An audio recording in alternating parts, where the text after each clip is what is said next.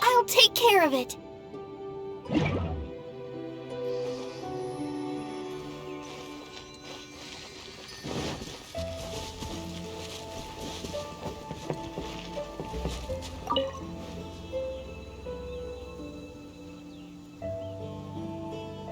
The wind amongst the branches is good. I love the way it smells. I said the exact same thing last time. Why do I only say these things when I'm down on my luck? So you noticed. This isn't something I'm meant to discuss with ordinary people, but I suppose I can let you in on the secret. As you know, visions are external magical foci that only a small minority of people possess. They use these visions to channel elemental power. In truth, every wielder of a vision is one who can attain godhood and ascend to Celestia. We call such people allogenes. Allogenes? Paimon's never heard of them before.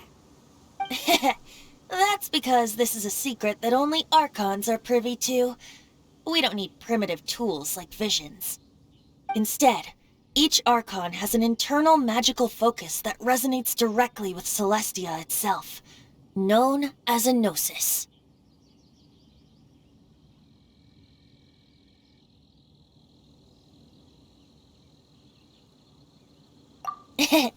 It's just a glowing glass ball I carry around to avoid suspicion.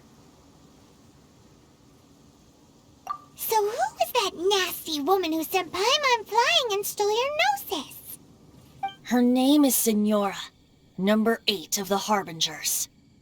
She and the rest of the Harbingers have been given godlike executive authority by the Tsaritsa of Snezhnaya, and with it, strength surpassing that of other mortals. The Tsaritsa of Snezhnaya? Isn't that... Indeed. She is one of the 7, the Tsaritsa who reigns from her winter palace, and the one person that the Fatui Harbingers all answer to. The 7 don't always get along well, but still. I never thought that she would plot to steal an... how should I put this? 500 years ago, I knew her well, but I can't say the same is true now. You see, a certain catastrophe happened 500 years ago, and after that, she cut off all ties with me. But we can save discussion of the Cryo Archon and the Fatui for another day. If you seek the rest of the 7, many difficulties lie ahead of you still. You should head for Mondstadt's neighboring nation of Liyue.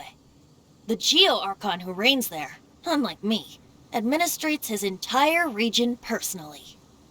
He only descends once every year to give his divine predictions, which set the direction for Liyue for the rest of that year.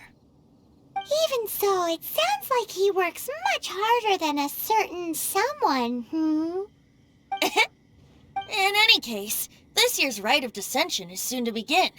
If you miss it, you'll just have to wait another year. What? Oh, why didn't you tell us before? Well, then bye! We're going! One moment, Windborn Outlander.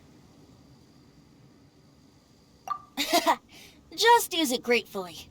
Or, better yet, treat me to a glass of dandelion wine. Traveler, as you set off on your journey once again, you must remember that the journey itself has meaning. The birds of Teyvat, the songs in the cities, the Tsaritsa, her Fatui and the monsters, they are all part of your journey. The destination is not everything, so before you reach the end, keep your eyes open. Use the chance to take in the world around you. Great. So, that's that for the Animo Archon's admonishments. Back to Venti time. If you want to chat, now's the time. A bard stays not always in a single climb. Up till the end, Dvalin remembered his duty as one of the 4 winds. As such, I don't intend to forcibly strip him of that duty and force my ideals of freedom onto him. I just hope that Dvalin will be able to choose for himself and understand what freedom is. Before I became an Archon, I too was taught the meaning of freedom in this way by a friend. If you want to chat, now's the time. A bard stays not always in a sink. Kaya shared some new intelligence, you say? I see. So, the Abyss Order has a prince who orchestrated the plan to corrupt Dvalin? They were probably trying to turn Dvalin into a weapon of war for the Abyss. But that said, I have never heard of any such prince of the Abyss Order. I think so too. Apparently. But how does a princess come out of nowhere and take command over the entire Abyss Order? If you want to chat, now's the time. A bard stays not all. That Fatui lady didn't hang around, did she? She just grabbed your gnosis and left? She wanted to avoid any eyewitnesses from the Knights of Favonius. The slightest slip-up here would have destroyed the Fatui's diplomatic relations with the Knights. So they're just gonna keep acting like Mondstadt's allies as if nothing happened? If only the 7 nations had banded together against the Abyss Order in the first place. The Fatui possess the strongest military among the 7 nations, yet they've used it to steal the Holy Lyre, covet the power of gods, and use Dvalin as a bargaining chip against the Knights. Speaking of the Lyre, didn't Diluc say something like this before? He said that the Fatui could only run amok across the 7 nations and threaten the Knights because of the Harbingers. Yes. As I said earlier, the Cryo-Archon has given them authority and strength beyond that of other mortals. The Tsaritsa... I haven't seen her in 500 years. What is she thinking? What's her plan? Whatever the answer is, I have a feeling it's only going to make your search for the 7 all the more difficult. If you want to chat, now's the time. A bard stays not always in a single climb. As I said before, vision wielders are known as allogenes and may ascend to Celestia. A gnosis is a higher-order nexus of elemental manipulation and is emblematic of an Archon's status as one of the 7. But as for which of the 7 took your brother, I'm sorry, I don't know. Wait, as one of the 7, I'm not clear of suspicion yet either, am I?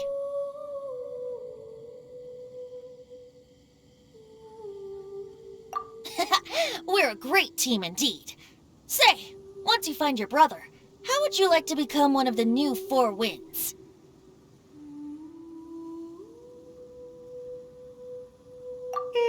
You don't seem too into it. Hey, Tone Deaf Bard, if being one of the 4 Winds means free food, you can consider Paimon.